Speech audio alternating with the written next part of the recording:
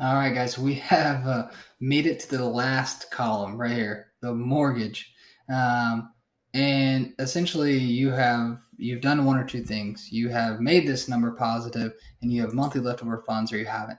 Either way is okay, right? To each their own. But I want to focus on a couple things. I want to tell a story, and then I also want to give you a tip. Kind of one less. There's truly two last outs if you still are not there to your number to retire. Okay.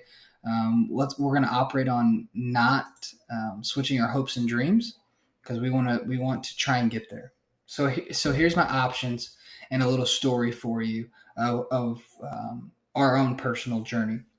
Hey, one of the things that you can do to for your mortgage, if you've gone down this budget, you've stripped it everything. Maybe you have done 10% from each column. Maybe you've done more than that. Maybe you've given up your cars. Maybe you've tackled some debt. And you know what? Just the income and the numbers don't just match up. That happens, guys.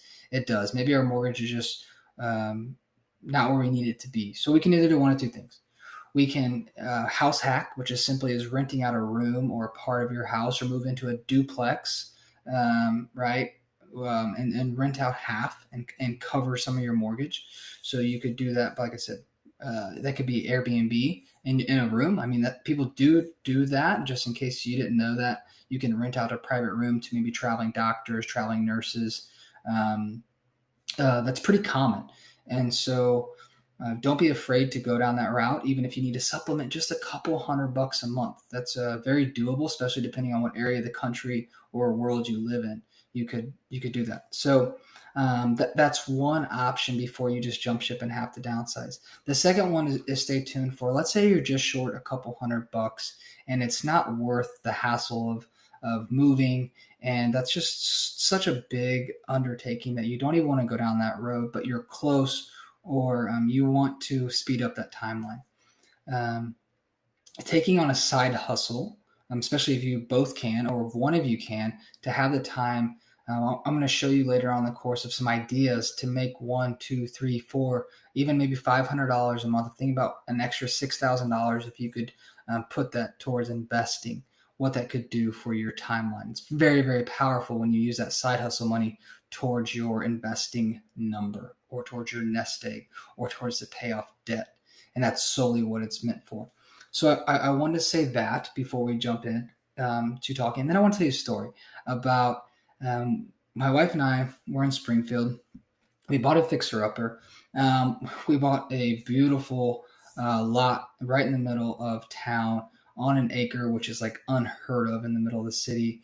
It was 3,600 square feet. We spent over 50, $60,000 of cash renovating it and just making it our own. I really had no intention to move, to be honest with you. And we were in love with it. We loved it. The kids had a huge yard. We had this beautiful kitchen. Obviously, tons of square feet for a small, brand new family. And to be quite honest, our mortgage payments were pretty low because it was a flip.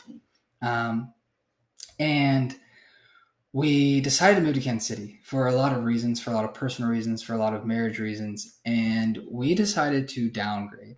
And we made a very substantial downgrade. And just to give you an idea of how substantial, we went from 3,600 square feet down to about 16 to 1,700. I don't know the exact square footage. We went from 5 bedrooms down to three. We went from brand new everything. Literally, we had just replaced everything in that house to kind of nasty old carpet. Come to find out, about 6 months after we had moved out of that house, my brother came up to me and he said, "Man, I'm really glad you guys moved out of that house. You know, whenever we helped you move in, um, we just we just knew it wasn't for you. It's kind of gross, just to be honest." And I was offended. I'm like, "What? Like we did that to like get ahead financially?" And we didn't tell them those reasons, but even the closest people to us judged us for that. It had it needed some love. It was kind of gross. It had really nasty carpet that we had to replace, and um, our family just didn't think it was up to our standards, and that's okay. And I share that story to say our happiness in that time was no different than the house that we had came from. And I think a lot of people on the outside, and even us, I'll be honest, even me going into that situation was a little weary of oh man, this house isn't nice. Like we went from a home that was worth close to $300,000 down to a house that was worth $200,000. So literally 2/3 of what we were used to. And yeah, it was a little different. But our stage of life, the amount of money that we were able to save in that short period of time, we actually flipped that home and made $20,000 off of it in a short period of time. Um, I share that story to say downsizing is not the end of the world. It didn't affect actually our happiness at all. I thought it would. I really did. And so I share that with you. Hope you don't pass up an opportunity to maybe downsize or simplify life and advance that timeline for a materialistic household. And so I hope that story, resonates with you. I hope, it makes sense. But if you get to this point and you've just been living above your means, it's okay to throw in the white towel and downsize.